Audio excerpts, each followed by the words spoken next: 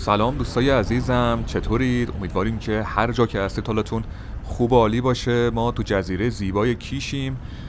بعد از دیدن و شنیدن این موزیک بندری که خودم خیلی عاشقشم و امیدوارم شما هم لذت برده باشید، اومدیم به یکی از بهترین و اصلی ترین جاهایی که شبها میتونید تو جزیره کیش بیاین. اینجا بلوار دریا در شرق جزیره کیشه که به اسکله تفریحی کیش میرسه. ما تو این ویدیو سعی میکنیم که تا آخر اسکله رو بریم و با همدیگه این قسمت از جزیره زیبای کیش رو ببینیم. الان که دارم این ویدیو رو براتون میگیرم ساعت 12 شبه و دما هم حدود 23 درجه سانتیگراده.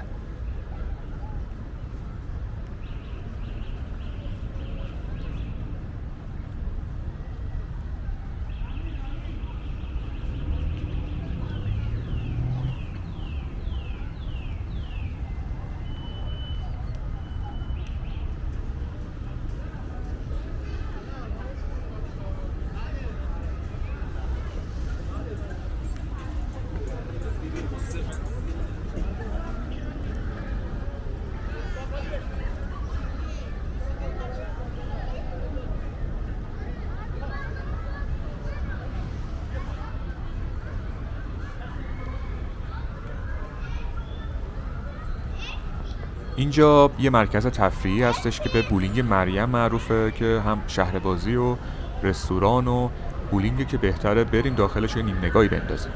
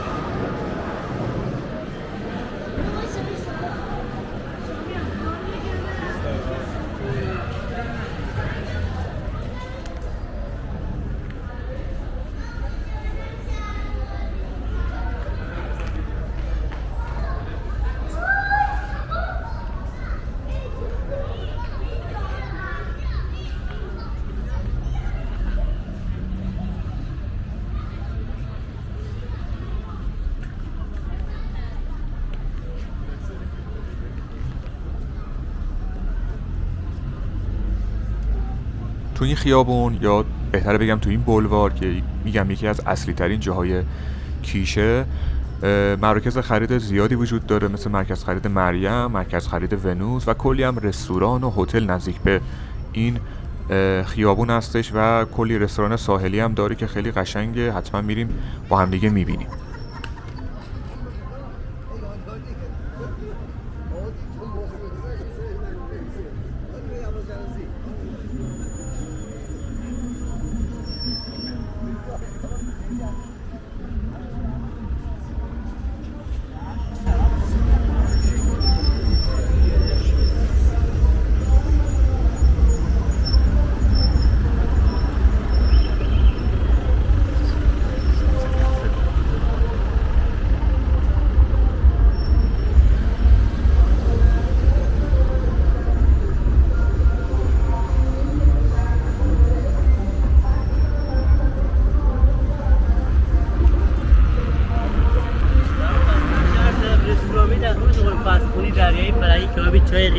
دیگه هم داریم بزن بگو برقص دوشه باید.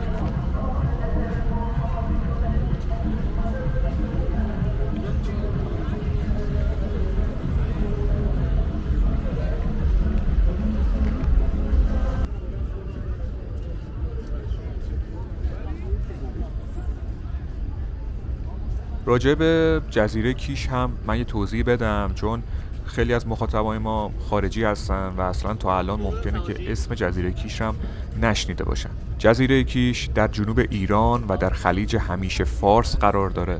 یک منطقه آزاد تجاریه، کلی مراکز تفریحی تجاری و گردشگری و کلی هتل هم داره و یکی از مقاصد اصلی گردشگری توی ایران و خاورمیانه است. حدود 40,000 نفر جمعیت داره که تخمین زدن که سالانه 2 میلیون گردشگر به این جزیره میادش. جزیره کیش جاهای دیدنی و تاریخی زیادی هم داره که ما سعی میکنیم که تو ویدیوهای آینده بریم و اون مکانها رو بهتون نشون بدیم. راجع به آب و هوای جزیره کیش هم بگم که چون کیش از جنوب به امارات متحده عربی به امارات میرسه، البته خب دریای ولی خیلی نزدیک به امارات، خیلی آب و هوای شبیه به دبی داره. تقریبا میتونم بگم بهترین زمان سفر به کیش از آذر ماه تا دیگه فروردین ماهه و بعد اون هوا اینجا خیلی گرم و شرجی میشه، مخصوصا تابستونا که فوق‌العاده آب و هوای کیش گرمه.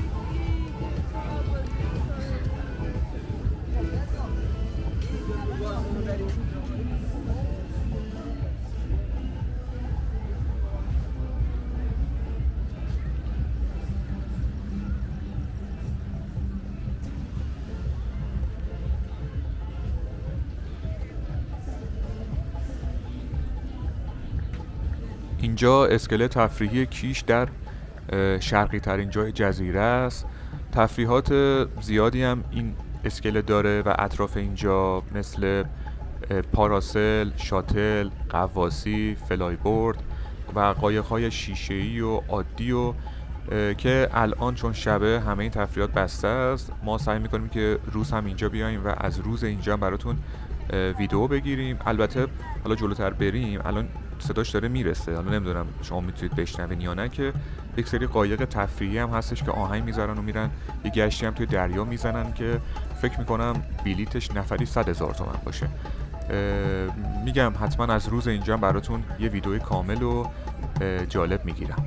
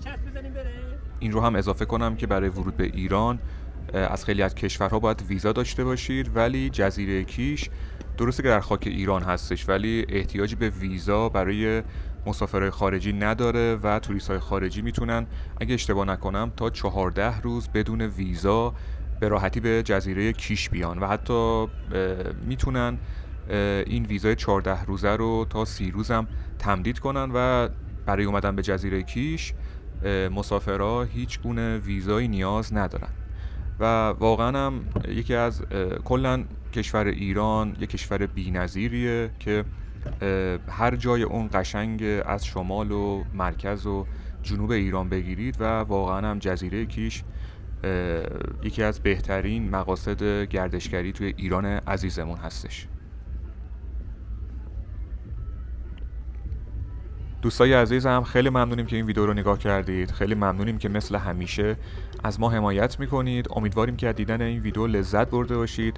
جاتون خالی، ما که از پیاده روی تو اسکله تفریحی کیش خیلی لذت بردیم. امیدواریم که هر جا که هستید شاد و موفق باشید. مواظب خودتون هم باشید. تا ویدیوی بعدی، خداحافظ.